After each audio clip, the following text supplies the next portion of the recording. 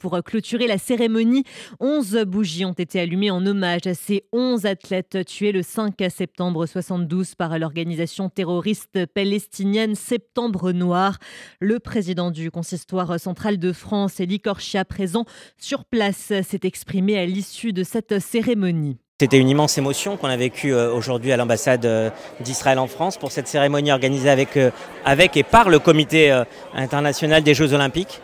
On a une ferveur incroyable depuis le début de ces JO à Paris, avec une ambiance complètement folle chaque jour. Et qu'il y ait cet instant, ce moment, cette cérémonie de recueillement à la mémoire des 11 victimes, les athlètes, les entraîneurs israéliens qui ont été massacrés à Munich lors des JO de Munich, en présence de représentants des familles, dont notamment 2 épouses de veuves, d'athlètes et d'entraîneurs qui ont pris la parole tout à l'heure et qui nous ont bouleversés par leur discours. Je crois que c'était un moment très important, que la maire de Paris, que le président du comité international des Jeux Olympiques, le président du comité olympique français aussi était là. Je pense que c'était un signal très fort de dire voilà, nous sommes au JO de Paris 2024, mais nous avons cette cérémonie parce que nous n'oublions pas ceux qui ont été victimes du terrorisme palestinien de Septembre Noir en 1972 et cette page qui a endeuillé malheureusement l'histoire des Jeux Olympiques dans le monde.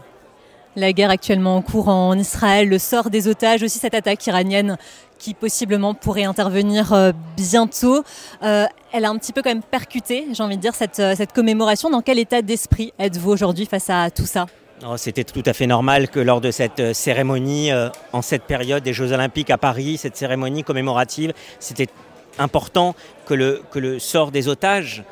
c'est plus de 100 otages, 115 otages peut-être encore vivants aujourd'hui qui sont retenus dans les geôles du Hamas dans la bande de Gaza, soit évoqué. Il a été évoqué à la fois par la maire de Paris, par les représentants de l'État d'Israël qui ont pris la parole. Évidemment, lorsque l'ambassadeur Joshua Zarka a pris la parole aussi, ça a été rappelé avec force parce qu'on ne peut pas oublier que ce qui s'est passé en 1972 quand ces athlètes israéliens ont été terriblement victimes du terrorisme palestinien à l'époque, eh bien il y a des ramifications encore aujourd'hui et le sort des otages, le sort des victimes aussi du 7 octobre qui a été rappelé alors que nous sommes à 305e jour de guerre à Gaza après le massacre du 7 octobre. Je pense que c'est important que ça ait été rappelé parce que nous sommes dans cette continuation et les victimes d'hier font évidemment écho aux victimes d'aujourd'hui.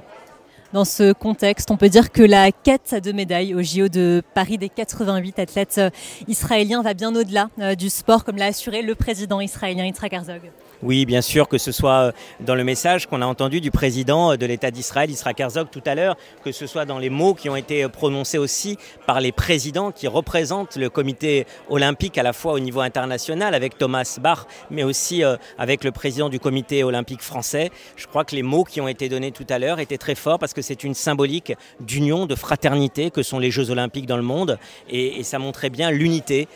dans le sport, l'unité dans les démocraties que sont la démocratie française pour ce qui nous occupe et la démocratie israélienne. C'était aussi ce message-là qui a été mis en exergue tout à l'heure et je trouve d'une très très belle manière. Ça nous change des polémiques futiles, stériles, honteuses qui avaient émaillé au début